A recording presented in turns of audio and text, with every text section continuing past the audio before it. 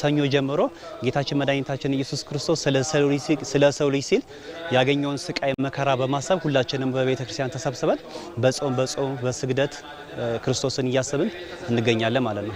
ከኢየሱስ ክርስቶስ ስቃይና መከራ እና ስቅለት የምንማረው ሩህሩህነት፣ ደግነት፣ አዛኝነት፣ የዋህነት እና ፍቅርን እንማራለን ማለት ነው። ያን ሁሉ አስተምሮናል። ያን ስቅላት፣ ያን ግርፋት፣ ያን ጎኑ መወጋት ያሳየው ለኛ ፍቅርና ትህትና ሲል ነው እና ያን እያሰብን በየዓመቱ እንዘክረዋለን፣ እናስበዋለን።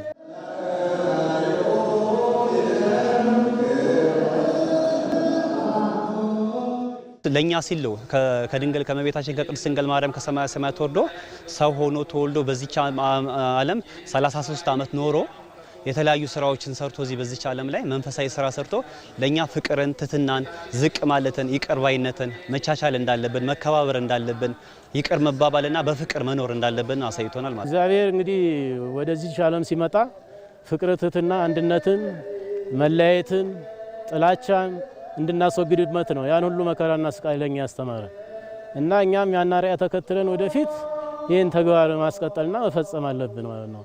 አሁን ያለውን ጥላቻ፣ መለያየትና ፍቅር ወደ አዲስ ምዕራፍ አሸጋግረን እንዲቀጥል ማድረግ አለብን።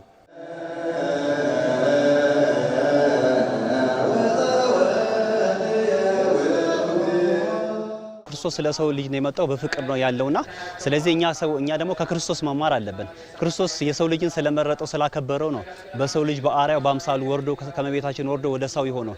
ስለዚህ ከኛ የሚያስተምረን ነገር ምንድነው? ፍቅርን ያስተምረናል፣ ትህትናን ያስተምረናል፣ እርስ በርስ መዋደድ እንዳለብን፣ መፈቃቀር እንዳለብን፣ መከባበር እንዳለብን፣ አንደኛው ለአንደኛው መረዳዳት እንዳለብን፣ በብሔር በጎሳ ሳይሆን ሁላችንም በሰው ልጅ የአዳም ልጆች አንድ እንደመሆኑ መጠን ሁላችንም በሃይማኖት በፍቅር ተሳስረን እርስ በርስ ሃይማኖት ሳንል የተለያዩ ብሔር ሳንል ጾታ ሳንል እርስ በርስ ተከባብረን በፍቅር በሰላም ይሄን ጊዜ ማለፍ እንዳለብን ክርስቶስ አስተምሮናል ማለት ነው።